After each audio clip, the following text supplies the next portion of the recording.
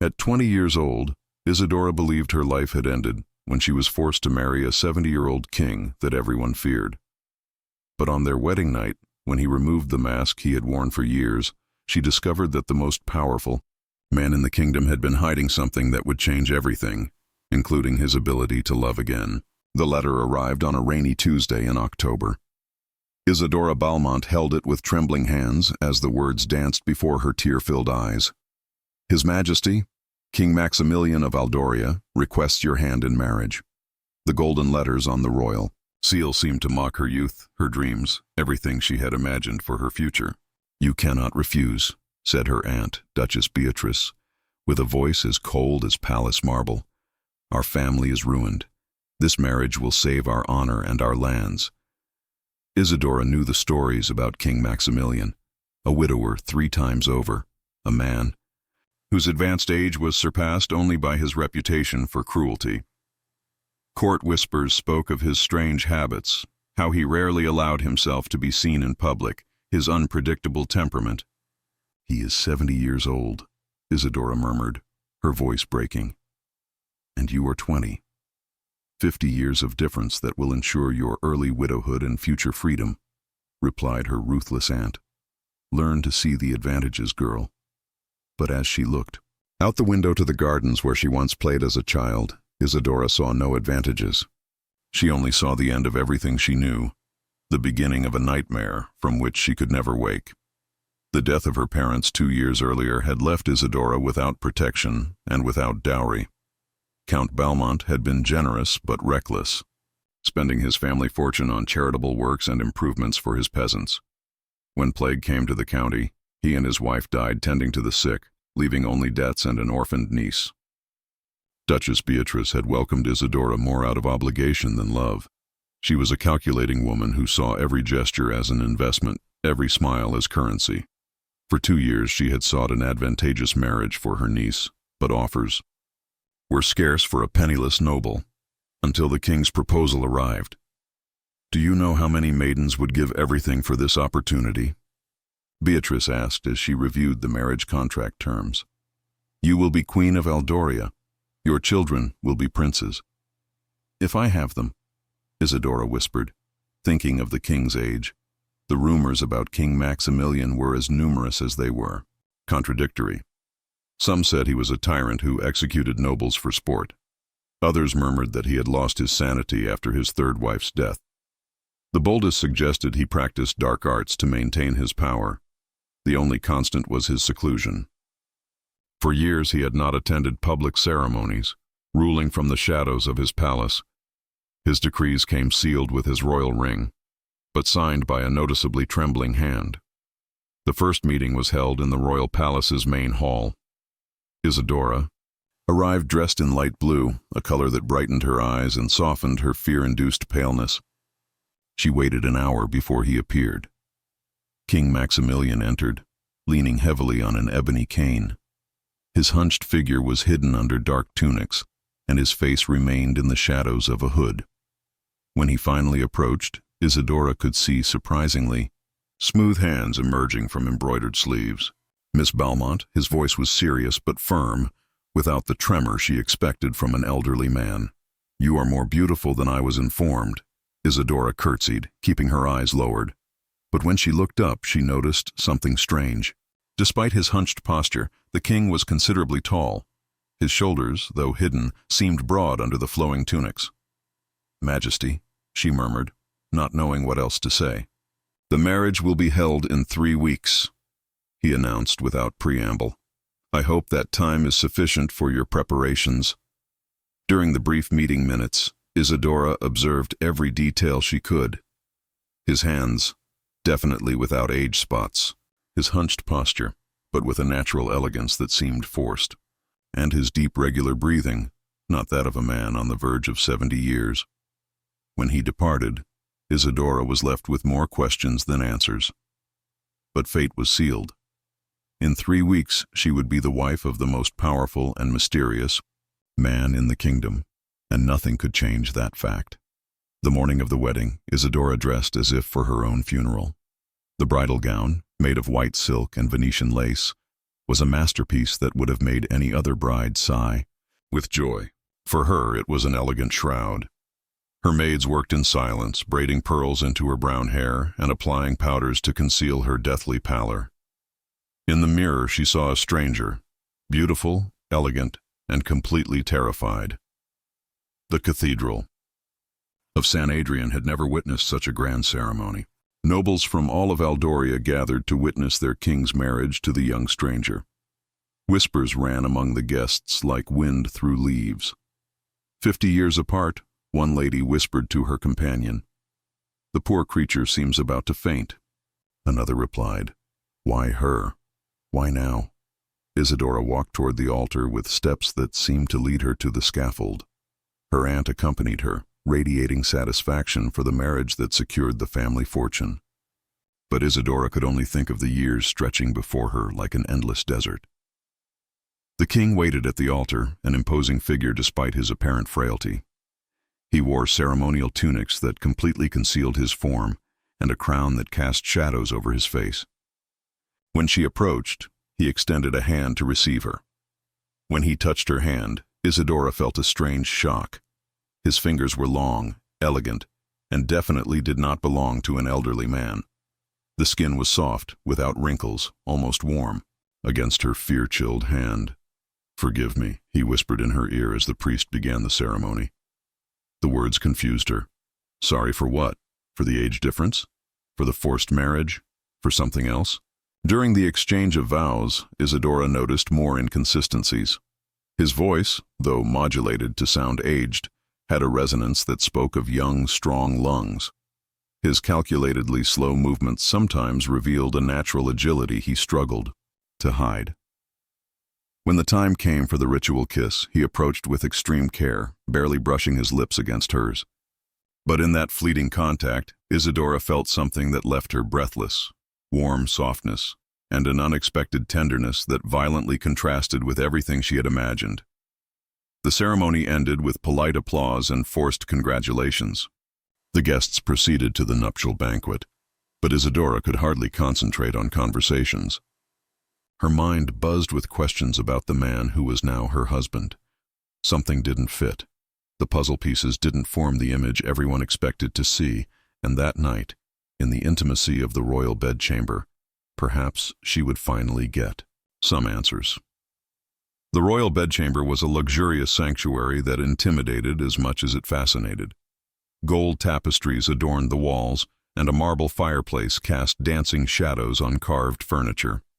Isidora waited sitting on the matrimonial bed's edge, wearing a silk nightgown the maids had prepared. Her hands trembled when she heard approaching footsteps.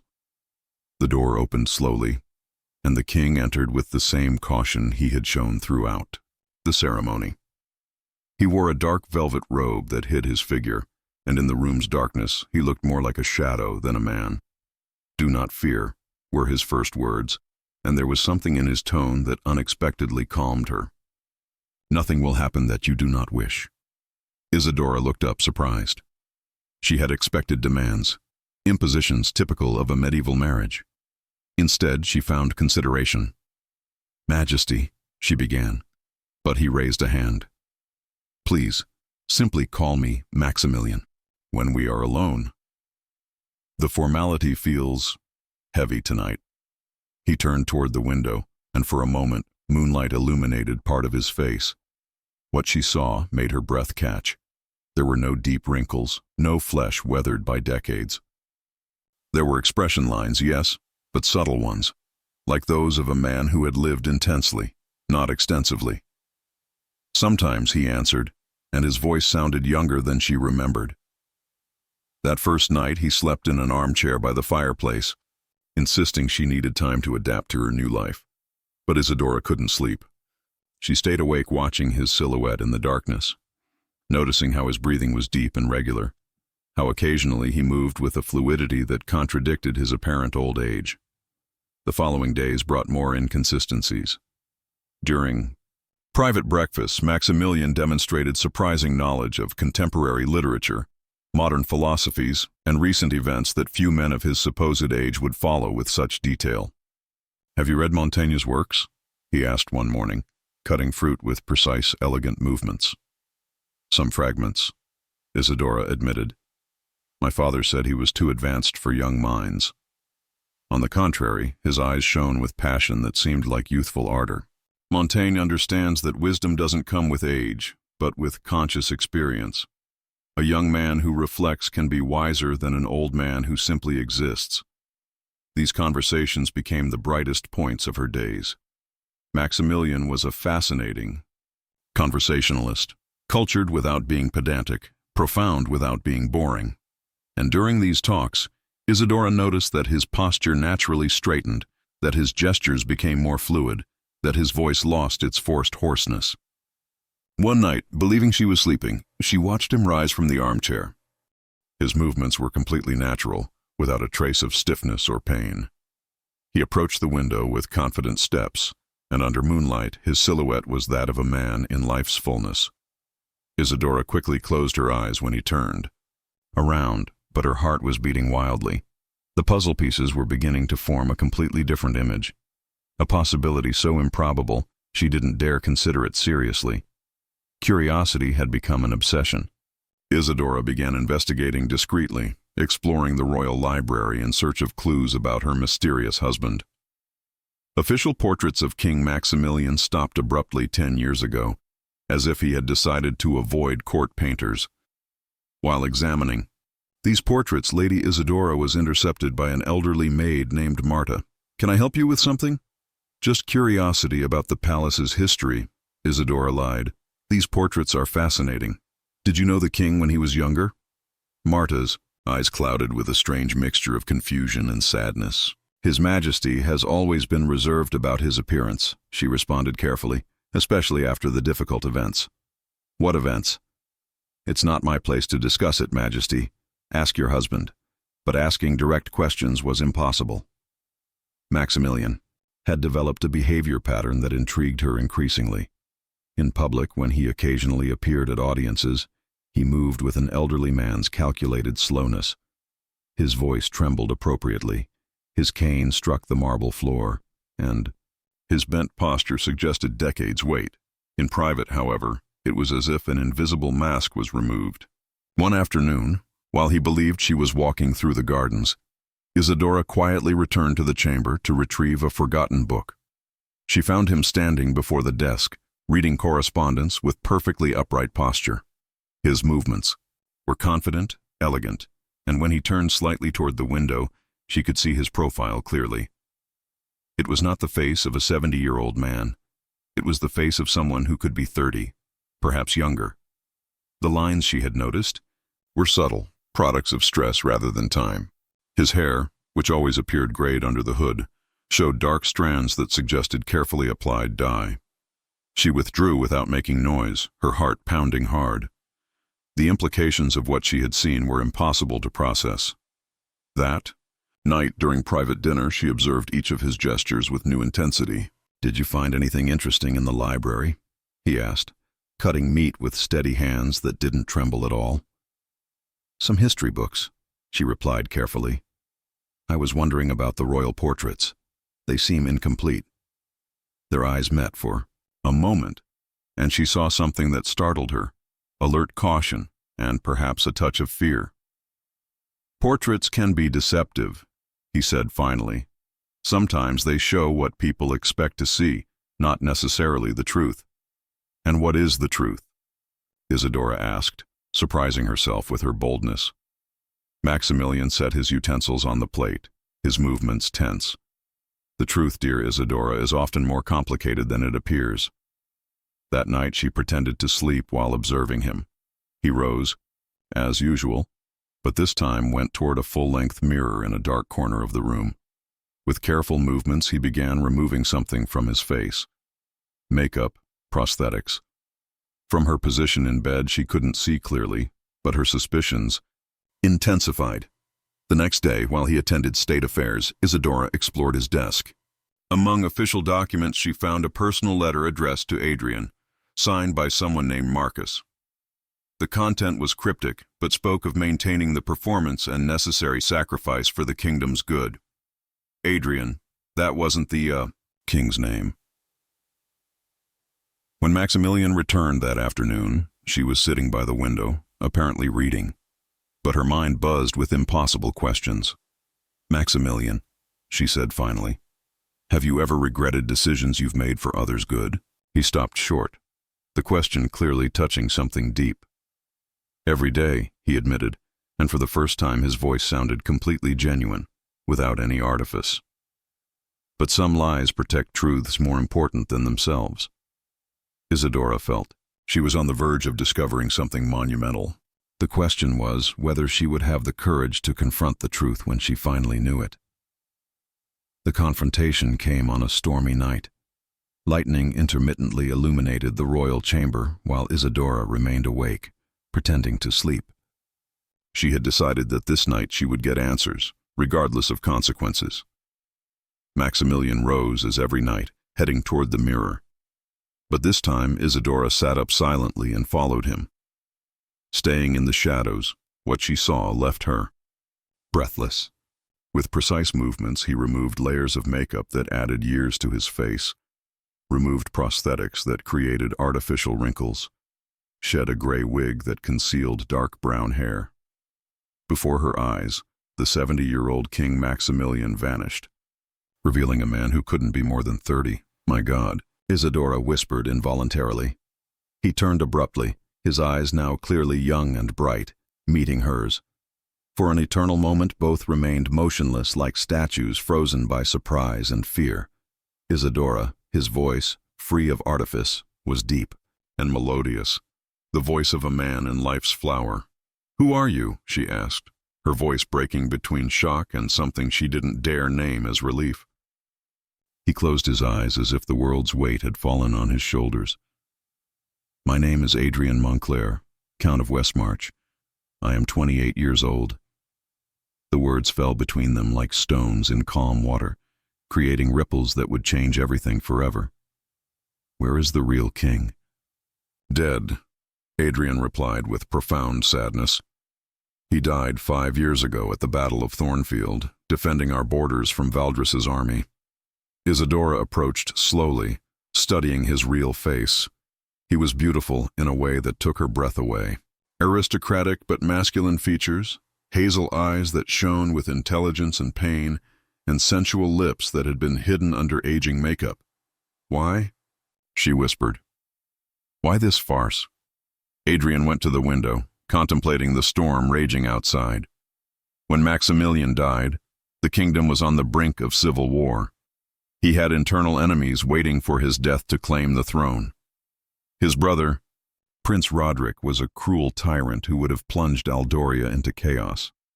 I was the Royal Guard commander, the only one who knew the truth of his death. The Royal Council asked me to maintain the fiction until we could stabilize the kingdom. We thought it would be a few months. It became 5 years. The enemies never completely disappeared. Valdris continued threatening our borders. Roderick kept conspiring from exile. And I, his voice broke, I lost myself in the lie.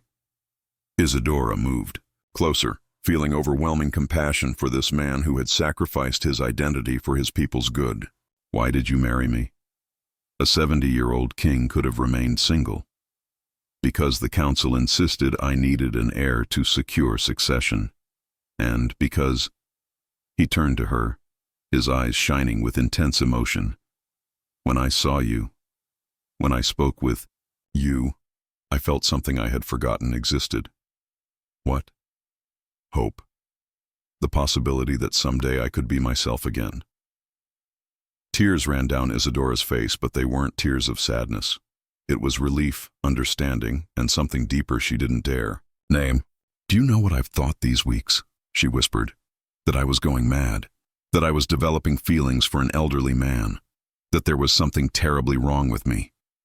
Adrian approached slowly, raising a hand to gently touch her cheek. "Feelings? I fell in love with your mind, your kindness, the conversations we shared.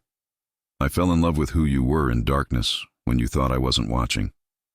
I fell in love with the man behind the mask without even knowing he existed." "Isadora," he murmured, and there was such tenderness in his voice that she felt her heart might break from happiness. Is this real? She asked.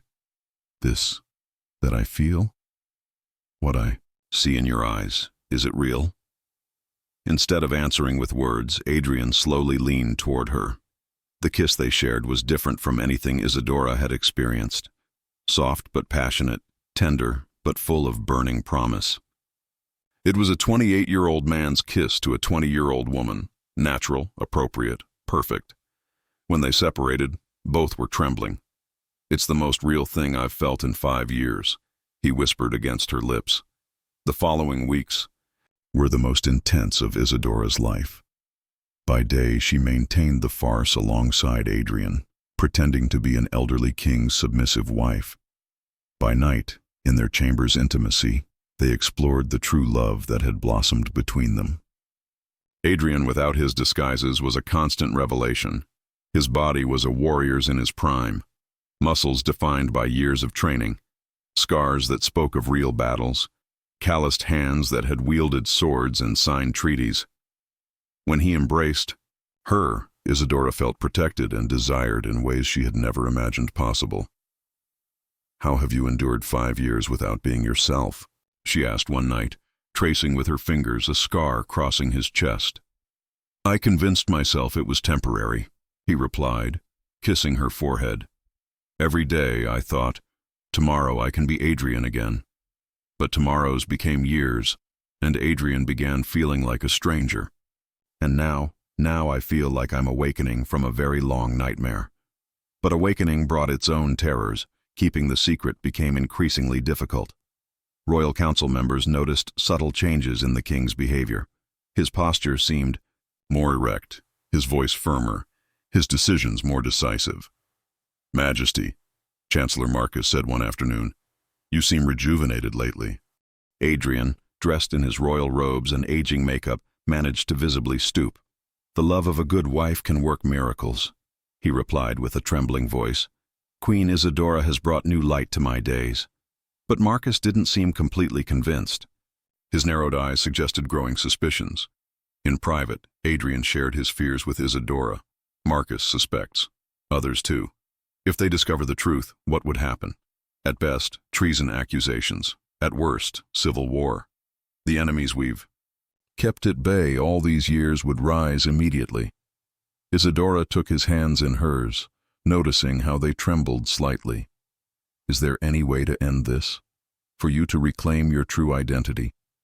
Only if we find a way to secure succession and neutralize our enemies. But that could take years more. And meanwhile I live divided between 2 lives, King Maximilian by day, Adrian Montclair in our stolen nights." The pressure was affecting both of them. Isadora began experiencing constant headaches from the stress of maintaining appearances.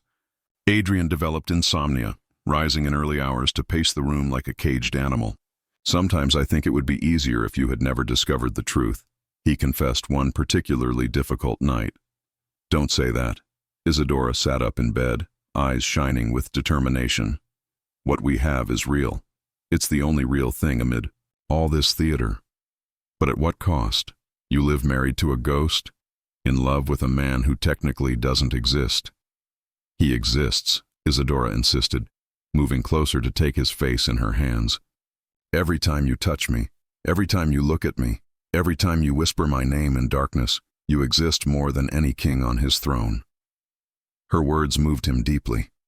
Adrian kissed her with desperation that spoke of love and terror mixed. "I love you," he murmured against her lips.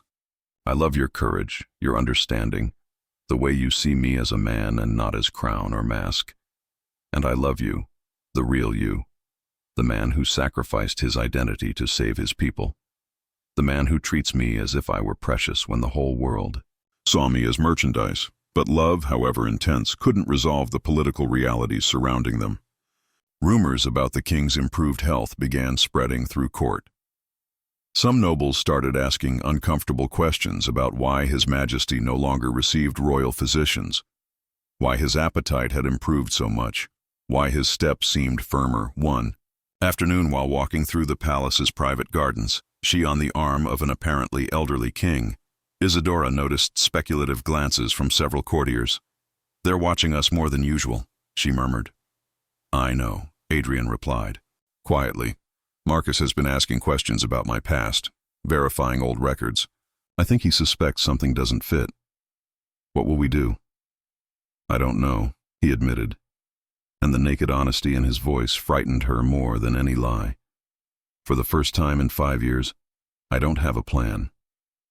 That night, as they lay together, after making love with passion tinged by desperation, both knew their stolen happiness was reaching a breaking point. The outside world pressed against their secret refuge's walls, and soon they would have to face the consequences of truth. Whatever happens, Isadora whispered in darkness, I don't regret knowing you, loving you. Neither do I, Adrian replied, holding her against him as if he could protect her from approaching fate. Whatever happens, these have been the most real months of my life. But both knew that reality has a cruel way of reclaiming what belongs to it, and their time was running out. The crisis arrived with lightning speed and clear sky. One March morning, Chancellor Marcus burst into the throne room with news that froze Adrian's blood. Majesty, he announced gravely, we have intercepted correspondence from Prince Roderick. He is gathering an army at Valdris's borders. He plans to reclaim the throne, alleging that you are not who you pretend to be. Adrian, seated on the royal throne with all his elderly paraphernalia, felt the world sway beneath his feet. What proof does he have? He asked, maintaining the artificial tremor in his voice. He claims to have testimonies from soldiers who were at Thornfield, soldiers who swear they saw the true King Maximilian die. The silence that followed was deafening. Marcus carefully observed every reaction, every gesture, seeking confirmation of his growing suspicions. And what do you propose? Adrian finally asked. That we publicly demonstrate your legitimacy. A grand ceremony, testimonies from ancient nobles, exhibition of knowledge that only the true king could possess. It was a perfect trap. Any intensive public exhibition would inevitably reveal inconsistencies in his performance. That night, Adrian shared the news with Isadora. She paled, understanding the implications. If Roderick takes power, she began, it will be the end of Aldoria, as we know it, Adrian finished. He is cruel, ambitious, and has Valdris's support. He will convert the kingdom into a vassal state or plunge it into constant wars. What options do we have? Adrian rose, walking toward the window with steps he no longer tried to hunch. 3 possibilities. First, continue the farce and hope Roderick's proofs aren't sufficient. It's risky, and if it fails, I'll be executed for treason. Second, reveal the truth myself. Explain why I assumed the king's identity. Appeal to the peoples and loyal nobles. Understanding. And third, flee. This very night, abandon Aldoria and let Roderick take what he believes belongs to him. Isadora approached him, taking his trembling hands. Which would you choose if you were alone? The second. I would rather die being honest than live eternally as a lie. And with me beside you? With you, his eyes filled with tears. With you, I would want to flee. I would want to take you far from here, build a life where we could simply be Adrian and Isadora, without crowns or masks or lies. But can we? Can we abandon an entire kingdom to save our love? That is the question that will define not just our future, but the future of thousands of innocent people who depend on the stability we've maintained all these years. The weight of the crown had never felt heavier, even though it was built on lies. And as dawn approached, bringing with it the need for an irreversible decision, both Adrian and Isadora knew that their greatest test was yet to come, a test that would determine whether love could survive the brutal demands of power, truth, and sacrifice.